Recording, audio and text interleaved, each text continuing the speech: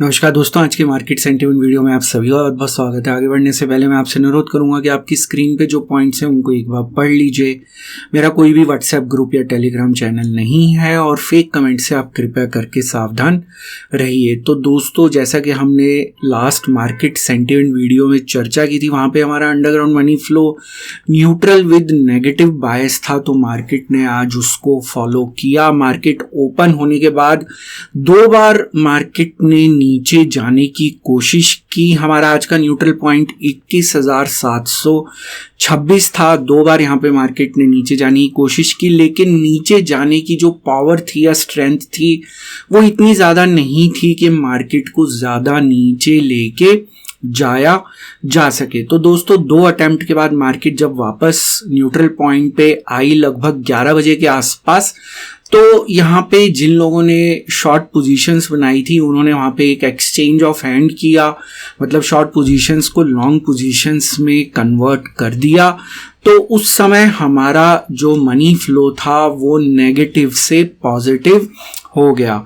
तो 11:08 पे मैंने अपडेट शेयर किया था, जहाँ पे हमारा न्यूट्रल पॉइंट सुबह से 21,726 था, लेकिन यहाँ पे मनी फ्लो पॉजिटिव हो गया 11:08 के आसपास।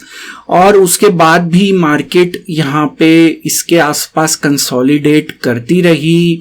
लगभग 1.5 घंटे तक मार्केट न्यूट्रल पॉइंट के आसपास कंसोलिडेट करती रही और उसके बाद मार्केट ने एक तेजी दिखाई और मार्केट न्यूट्रल पॉइंट से 100 पॉइंट ऊपर की तरफ चली गई। तो बेसिकली यहाँ पे मनी फ्लो एनालिसिस में जो हमारे रूल्स हैं उनको अगर मार्केट फॉलो कर रही है तो इसका मतलब कि हम वहाँ पे कैलकुलेशंस जो हैं वो बिल्कुल ठीक कर रहे हैं। तो जो रूल्स हैं वो आप वेबसाइट पे जाके पढ़ सकते हैं। तो मार्केट ने जो प्रमुख रूल्स होते हैं कि न्यूट्रल पॉइंट हमारा सपोर्ट या रेजिस्टेंस का काम करता है, तो सुबह ये रेजिस्टेंस का काम कर रहा था, उसके बाद ये सपोर्ट का काम कर रहा था। न्यूट्रल पॉइंट के आसपास कंसोलिडेशन देखने को मिली और न्यूट्रल पॉइंट को ब्रेक जो है वो बड़ी कैंडल्स के द्वारा किया गया। तो यहाँ पे जो हमारे रूल्स, जैसे कि मैंने आपको कहा, अगर फॉलो हो रहे हैं इसका मतलब वहाँ पे हम अपनी कैलकुलेशंस जो हैं वो ठीक तरीके से कर रहे हैं और वहाँ पे मनी फ्लो किस समय नेगेटिव है किस समय पॉजिटिव है वो हम यहाँ पे पता लगा सकता है। लेकिन दोस्तों, बियर्स ने यहाँ पे गिव अप नहीं किया। जब मार्केट 100 पॉइंट ऊपर गई उसके बाद बहुत तेजी से वो वापस मार्केट को नीचे लेके आ गए। तो क्लोजिंग जो होती है वो बेसिकली 3 और 3:30 बजे के बीच का जो एक एवरेज प्राइस होता है, मिडल प्राइस होता है, उसके आसपास होती है। लेकिन यहाँ पे 3:30 बजे मार्केट जो है वो रेड जोन में क्लोज हुई। तो यहाँ पे मार्केट न्यूट्रल विद नेगेटिव बायस थी, तो इसलिए मैंने यहाँ पे मेंशन किया है कि मार्केट ने उसको फॉलो किया। अगर हम यहाँ पे कैश की बात करें तो मैं आपको पिछले कुछ दिनों से सचेत कर रहा हूं कि यहाँ पे कैश में बड़े प्लेयर्स जो हैं वो सेलिंग कर रहे हैं। तो बेसिकली डेरिवेटिव्स की सहायता से मार्केट को ऊपर लेके जाया जाता है और वहां पे फिर एक कैश सेलिंग की जाती है। तो वैसा ही पैटर्न मार्केट ने आज भी फॉलो किया। इस पैटर्न की चर्चा हम पिछले काफी वीडियोस से कर रहे हैं। तो कैश के अंदर हमें यहाँ पे FIIs की 855 करोड़ की सेलिंग दिखी, 1000 से ज्यादा का नंबर नहीं है। DIIs की केवल 410 करोड़ की बाइंग देखने को मिली।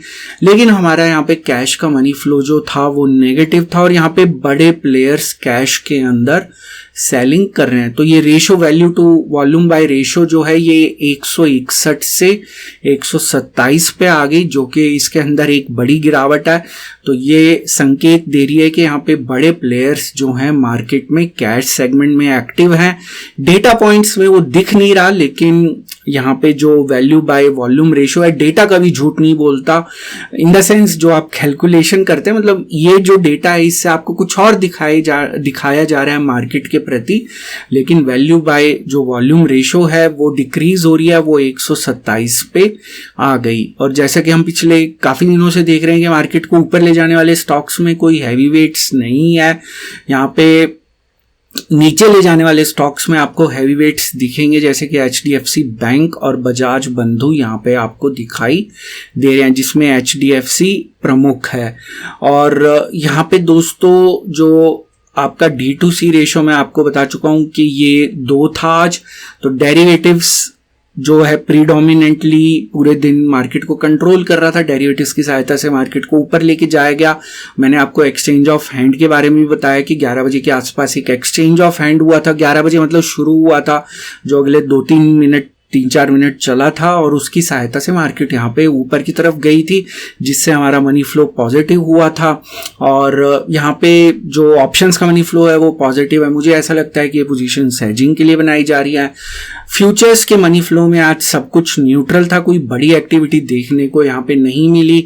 तो बड़े प्लेयर्स फ्यूचर्स में एक्टिव नहीं थे, ऑप्शंस में ही ज़्यादातर एक्टिविटी हो रही थी, इसलिए फ्यूचर्स में बड़े प्लेयर्स की पोजीशन में कोई बदलाव नहीं है। फ्यूचर्स के अंदर ओपन इंटरेस्ट डिक्रीज हुआ, लेकिन मार्केट की क्लोजिंग जो है वो फ्लैट हुई। उसका कारण मैंने बताया कि 3 बजे से लेकर 3:30 बजे के बीच का प्राइस वहां पे क्लोजिंग होता है, लेकिन टेक्निकली देखा जाए मार्केट उस समय जो है रेड जोन में थी, तो हम उसको लॉन्ग अनवाइंडिंग कह सकते हैं। बट हम क्लोजिंग के ऊपर जाते हैं, इसलिए मैंने इसको न्यूट्रल मेंशन किया है। तो अगर हम यहाँ पे सरफेस मनी फ्लो की बात करें तो कैश का मनी फ्लो एज यूजुअल पिछले कुछ दिनों से नेगेटिव चल रहा है। ऑप्शंस का मनी फ्लो पॉजिटिव है। मुझे ऐसा लगता है ये पोजीशंस हेजिंग के लिए बनाई गई हैं। फ्यूचर्स में कोई एक्टिविटी नहीं थी, तो बेसिकली यहाँ पे हमें जो सरफेस मनी फ्लो है वो एक न्यूट्रल विद वीकनेस बाइस की तरफ इशारा कर रहा है। एफआईआईज की बात की जाए, कैश में 800 करोड़ के आसपास की सेलिंग की, लेकिन हम उसको न्यूट्रल मानेंगे। ऑप्शंस में मनी फ्लो पॉजिटिव है, हेजिंग की तरफ इशारा है। और फ्यूचर्स के अंदर कोई पोजीशंस के अंदर बदलाव नहीं हुआ, तो जो एफआईआईज का ओपिनियन भी अभी न्यूट्रल है। अंडरग्राउंड मनी फ्लो मैंने इस वीडियो में एक स्क्रीनशॉट की सहायता से शेयर कर दिया। उम्मीद है कि मार्केट उसको फॉलो करेगी। दोस्तों, इस वीडियो का एक डिस्क्लेमर भी है जो कि आपको अपनी स्क्रीन पे दिख रहा होगा। ये वीडियो मैंने सिर्फ एक एजुकेशन, लर्निंग और इन्फॉर्मेशन के पॉइंट ऑफ व्यू से बनाया था। यहाँ पे मेरी आपको कोई सजेशन, सलाह या राय नहीं है कि आप किसी भी स्टॉक या इंडेक्स में बाय, सेल या होल्ड की पोजीशन बनाएं। किसी भी निवेश या ट्रेड से पहले अपने फाइनेंशियल प्लानर या इन्वेस्टमेंट एडवाइजर की सलाह जरूर ले लें। केवल उन्हीं की सलाह के ऊपर किसी तरह की निवेश या ट्रेड का निर्णय लें। जो भी जानकारी मैंने आज के इस वीडियो में दी है सभी डेटा पॉइंट्स पे आधारित है। सभी डेटा पॉइंट्स पब्लिक डोमेन में अवेलेबल हैं, जिनको आप खुद जाके क्रॉस चेक, क्रॉस वेरीफाई कर सकते हैं। मेरे द्वारा दी गई जानकारी 100% गलत साबित हो सकती है, इसलिए मेरी दी गई किसी भी जानकारी के ऊपर किसी भी तरह का कोई भी निवेश या ट्रेड का निर्णय ना लें। तो दोस्तों, आज का मार्केट सेंटीमेंट वीडियो देखने के लिए बहुत बहुत शुक्रिया। हम कल फिर मिलेंगे मार्केट सेंटीमेंट के नए वीडियो में, एक नई जानकारी के साथ, एक नई सीख के साथ, एक नई लर्निंग के साथ। तब तक आप अपना ध्यान रखें।